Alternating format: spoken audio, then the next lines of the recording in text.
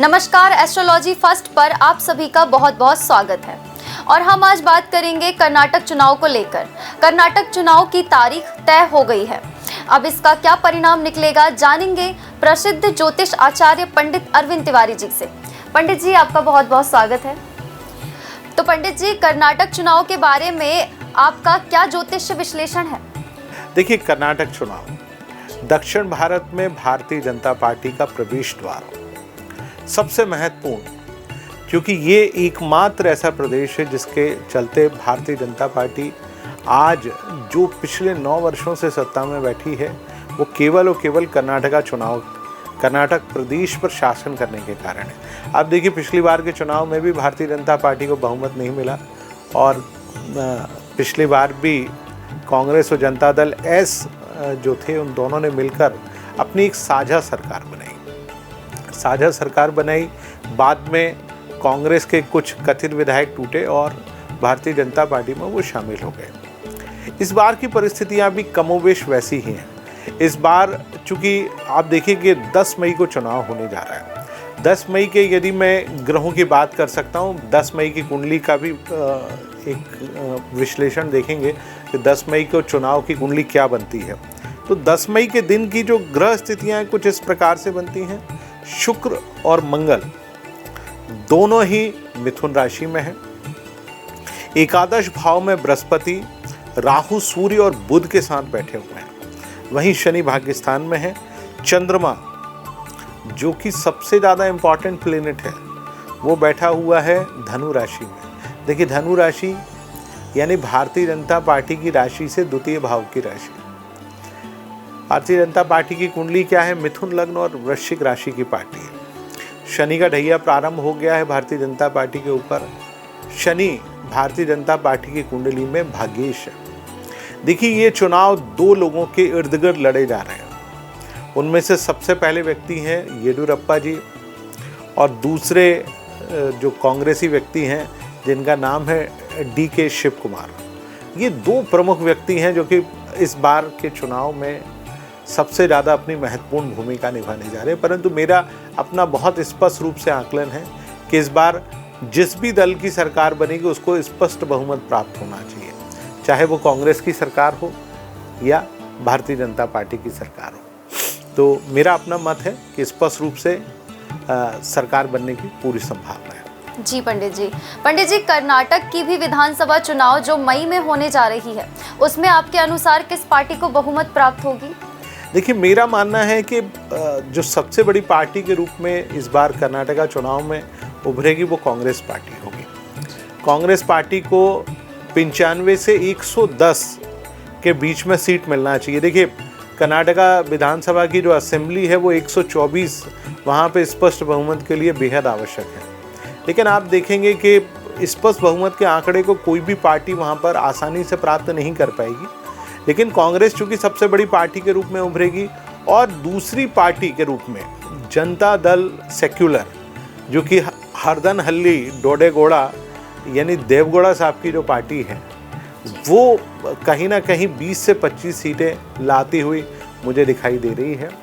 और उसके चलते जो सबसे बड़ी चीज़ होने वाली है कि एक बार पुनः जो पिछली बार का परिणाम था वो परिणाम एक बार आपको पुनः दिखाई देगा, यानी कांग्रेस प्लस JDS एक बार पुनः सरकार बनाने जा रही है। पंडित जी, कर्नाटका चुनाव में कांग्रेस की क्या स्थिति होने जा रही है? आपके अनुसार किसके मुख्यमंत्री बनने के आसार हैं?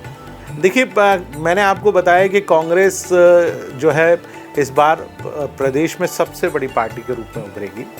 मेरा मानना है कि कांग्रेस को 110 के आसपास सीटें मिलना चाहिए और वहाँ पर जो कांग्रेस के वर्तमान में जो प्रदेश अध्यक्ष है DK शिव कुमार, उनके मुख्यमंत्री बनने की पूरी संभावनाएं हैं। हालांकि सिद्धरमैया साहब भी पूरी कोशिश में हैं, परंतु मेरा मानना है कि DK शिव कुमार साहब के इस बार सिर पे ताज रहेगा मुख्यमंत्री का।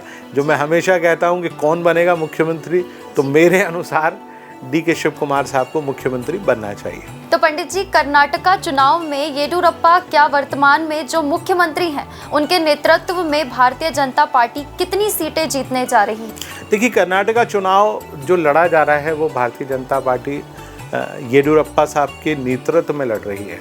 वहाँ जो मुख्यमंत्री हैं बोम्मई साहब, उनकी कोई बहुत विशेष भूमिका नहीं है, क्योंकि बोम्मई साहब ने जो इस बार उनके नेतृत्व में सारे मंत्रियों ने जो भ्रष्टाचार की बहुत सारी कथाएं लिखी हैं, जिसके चलते कर्नाटका की जनता बेहद नाराज है। इसके चलते येडियुरप्पा, जो कि लिंगायत समुदाय से आते हैं, और लिंगायत समुदाय वहाँ पर 17% है, 17% ऑफ वोटर, और 17 नहीं 17 माने 17% जो है ये समुदाय के वोट है, और ये एक ही साथ वोट डालते हैं। जहाँ भी गिरेंगे ये पूरे वोट गिरेंगे। और देखिए वहाँ पे जिस पार्टी को 40% वोट मिलते हैं वो पार्टी सत्ता में आ जाती है, परंतु लिंगायतों के वोट तो मिलेंगे, लेकिन बाकी जो अलग वहाँ पर समुदाय हैं उनके वोट मिलना इस बार थोड़ा मुश्किल है, क्योंकि कर्नाटका में सबसे बड़ा मुद्दा है भ्रष्टाचार का। भ्रष्टाचार वहाँ पर हावी है, जिसके चलते वहाँ जनता ने पूरा मन बना लिया है कि हम किसी भी स्वरूप में इस बार सरकार को परिवर्तित करके रखेंगे। लेकिन येडियुरप्पा जी, जो लग रहा था कि बीजेपी को 40 से 45 या 50 सीटें मिलेंगी, लेकिन येडियुरप्पा और जो वर्तमान में मुख्यमंत्री हैं बोम्मई साहब, वो भारतीय जनता पार्टी को 80 से 85 सीटों तक तो जरूर लेकर जाएंगे। तो पंडित जी, क्या कर्नाटका चुनाव में जनता दल एस भी अपनी कोई भूमिका निभाएगी? बिल्कुल, देखिए कर्नाटका का चुनाव में एक पूरा, खासतौर से जो दक्षिण कर्नाटका के आसपास का जो इलाका है, वहाँ पर जनता दल सेक्युलर, जो कि हरदन हल्ले डोडेगौड़ा यानी देवगौड़ा साहब के बेटे जिस पार्टी को चलाते हैं, उसकी बहुत बड़ी भूमिका है। और वहाँ पर चूँकि मुस्लिम अल्पसंख्यक भी वहाँ पर निवास करते हैं, लगभग 40 ऐसी सीटें हैं जिस पर इनका बड़ा होल्ड है, और मेरा अपना अनुमान है 26 से 27 सीटें ये इसमें बहुत आसानी से जीत सकते हैं। पिछली बार भारतीय जनता पार्टी ने वहाँ पर बड़ी सेंधमारी की थी, लेकिन मुझे लगता है कि इस बार ये फिर से 26-27 सीटें लेके आएंगे और कांग्रेस के साथ मिलकर सरकार बनाएंगे। हो सकता है कि कांग्रेस इनको मुख्यमंत्री बना दे या ये उप मुख्यमंत्री बन के रह जाएं, जो भी रहेगा, परंतु ये बात सबसे महत्वपूर्ण चीज़ है कि ये बहुत बड़े प्लेयर साबित होंगे और सरकार बनाने में इनकी सबसे बड़ी भूमिका होगी। तो बहुत बहुत धन्यवाद पंडित जी आपका हमारे दर्शकों को बहुमूल्य जानकारी देने के लिए। तो दर्शकों, कैसा लगा आपको हमारा ये प्रोग्राम? कमेंट करके ज़रूर बताइएगा। देखते रहिए पब्लिक फर्स्ट, सर्वदा भारतीय।